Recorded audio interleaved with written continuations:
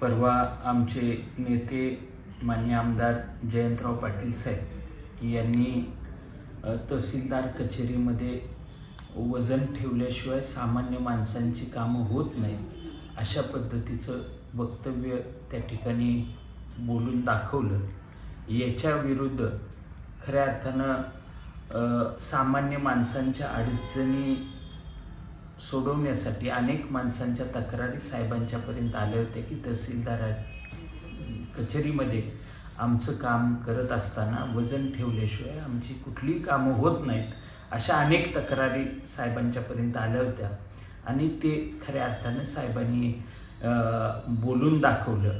याच्यावर खऱ्या अर्थानं त्या वक्तव्याचं वाईट वाटून या वाळवा विधानसभा मतदारसंघाचे विधानसभेचे विधान परिषदेचे प्रतिनिधी माननीय आमदार सदाभाऊ खोत यांना हे वक्तव्य का लागलं आणि त्या वक्तव्याचा विपर्यास करून त्यांनी त्या ठिकाणी जयंत पाटलांना हुजरीगिरी करणारे अधिकारी लागतात अशा पद्धतीचं वक्तव्य केलं. निश्चितपणे ज्या पद्धतीनं तहसीलदार कचेरीमध्ये सामान्य माणसांची पिळवणूक होती आणि अडवून पैसे घेतले जातात, हे जे साहेबांचं वक्तव्य होतं ते सदाभाऊ खोत यांना का लागलं?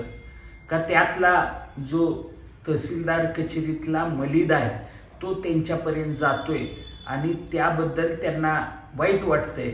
खऱ्या अर्थानं सामान्य माणसांची अडचण ही खऱ्या अर्थानं सोडवण्यासाठी नेहमीच साहेबांच्या माध्यमातून आमदार जयंतराव पाटील यांच्या माध्यमातून साहेब या ठिकाणी प्रयत्न करत असतात.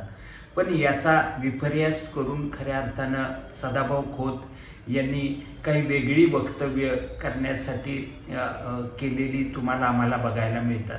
परवा जे आंदोलन दिल्लीमध्ये चालू आहे विद्यार्थ्यांचं, त्याच्याविषयी सुद्धा सदाभाऊ खोत यांनी त्या ठिकाणी ते विद्यार्थी दहशतवादी आहेत अशा पद्धतीचं वक्तव्य केलं होतं.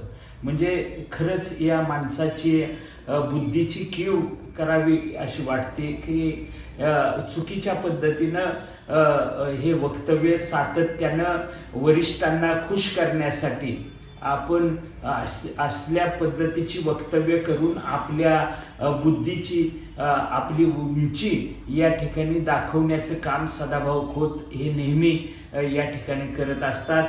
निश्चितपणे मी या त्यांच्या वक्तव्याचा जाहीरपणे निषेध व्यक्त करतो.